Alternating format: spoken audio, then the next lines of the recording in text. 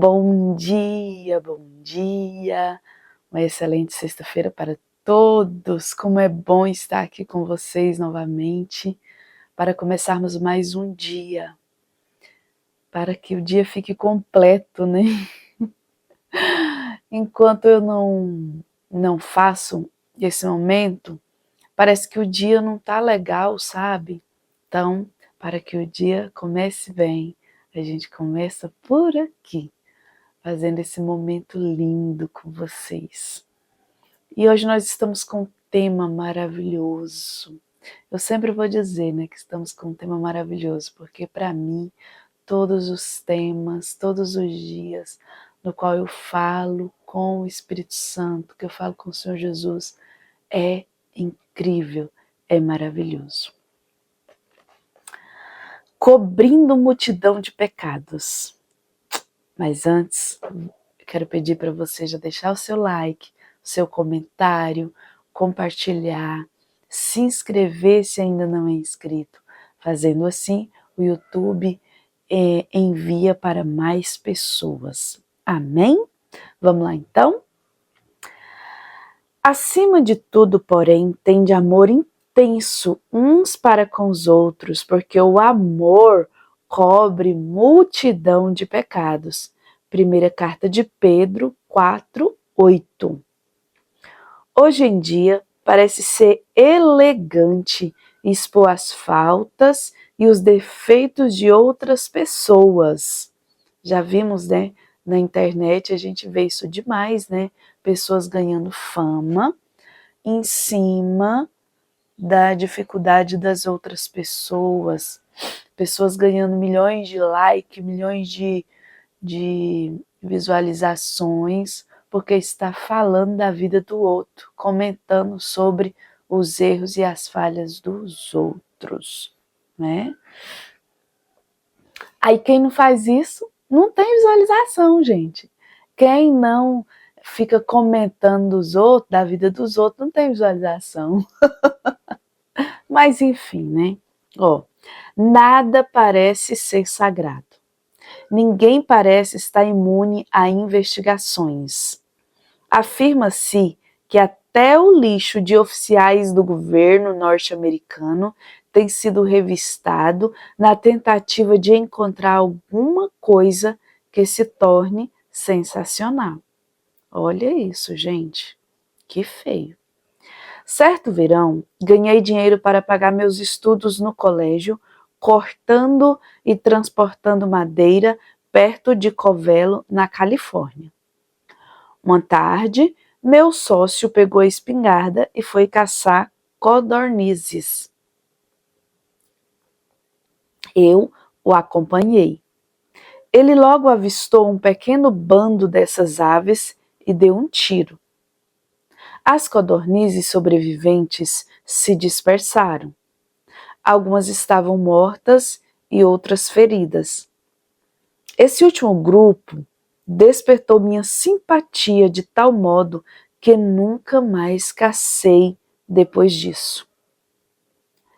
O fato mais surpreendente, porém, foi que pouco tempo depois da explosão, as codornizes sobreviventes retornaram a esse local e, movidas por um instinto pervertido, começaram a bicar furiosamente as aves feridas.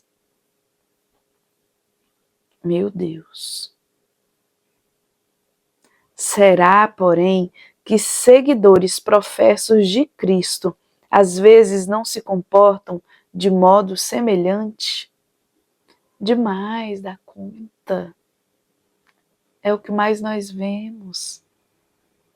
Na internet a gente vê assim, ó. Triste fim de fulano de tal. A gente pensa que a pessoa morreu. Aí quando você chega, você vai abrir o vídeo, é a pessoa falando mal demais do comportamento da pessoa. O que nós deveríamos fazer? Gente, vamos orar. Vamos levantar um clamor aqui agora, porque essa pessoa caiu da fé. Vamos levantar um clamor para que Deus salve, liberte. Mas não, a gente começa a falar mal, começa a falar mal, falar mal, falar mal. A internet é uma terra sem lei. A internet é uma terra que as pessoas não têm coração. E é muita maldade que as pessoas falam. E eu tô falando de pessoas crentes. Pessoas que se dizem cristãs, que diz que ama. Imagina, se não amasse, né? E é isso. Então nós estamos nos comportando como animais. A Bíblia fala sobre isso. Paulo, ele fala sobre isso. Ele fala assim, vocês mordem-se uns aos outros. Em vez de socorrer a igreja ou os membros que caíram sob o ataque do inimigo, porque às vezes os atacamos publicamente, né? Não é assim que Deus lida com seu povo.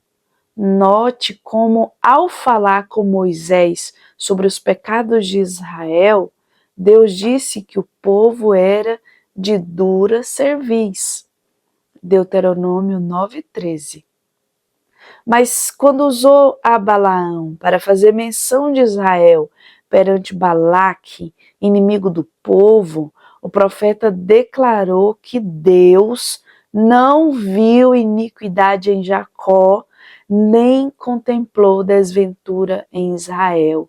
Número 23, 21. Quanta gentileza, né? Quanta diferença.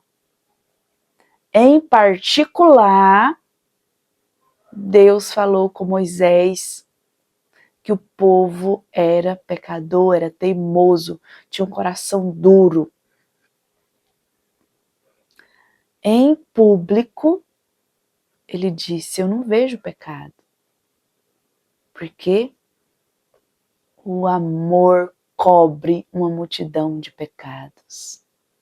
Deus não queria envergonhar os filhos dele perante a nação ímpia. E muitas vezes nós fazemos isso, nós envergonhamos nossos filhos, chamamos a atenção dos nossos filhos na frente das pessoas, nós chamamos a atenção dos irmãos da igreja na frente das pessoas, né? E assim a gente vai fazendo uma cadeia de erros. Fazemos uma cadeia de erros, ferimos as pessoas. E é isso, a gente precisa tomar cuidado para não fazer igual as codornizes, né? Que voltaram para comer as amiguinhas vivas porque estavam feridas. Meu Deus, misericórdia. Que lição para nós!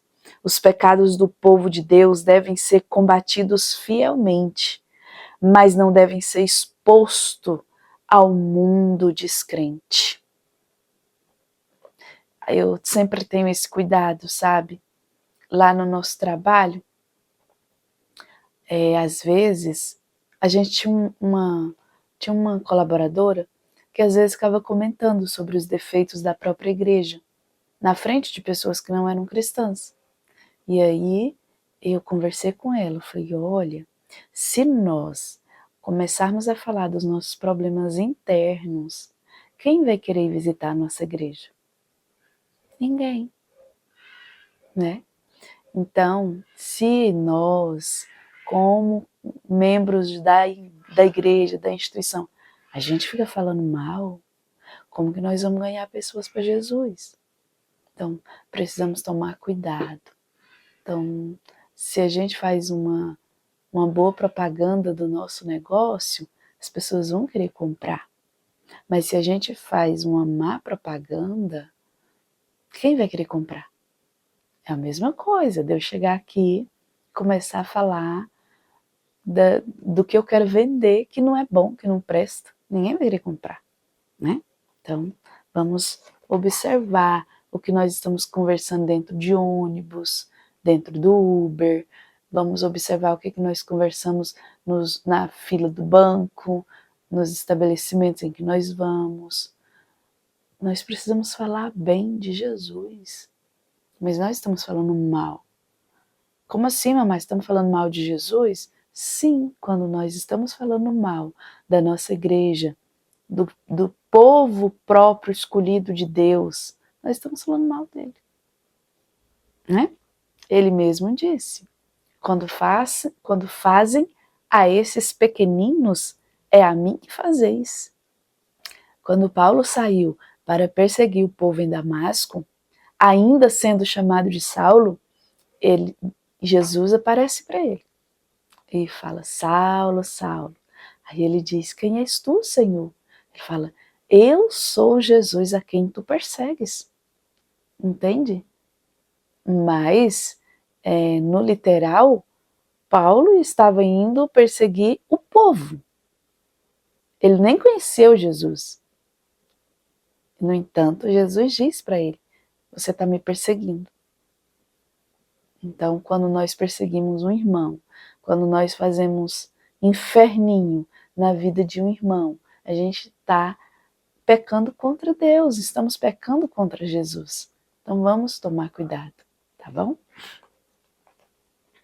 Olha, os erros cometidos pela igreja ou por seus membros devem ser tratados dentro do contexto da igreja.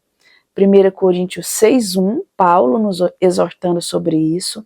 Mateus 18:17, Jesus nos exortando sobre isso. E isso é com espírito de brandura.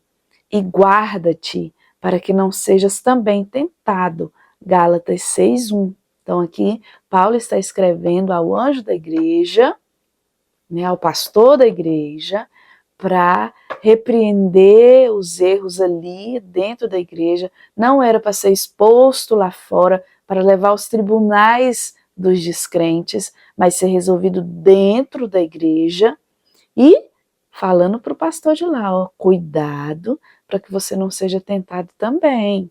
Então todo mundo está suscetível ao erro, tá? Todo mundo. Depois de fazer isso, devemos entregar as questões nas mãos de Deus.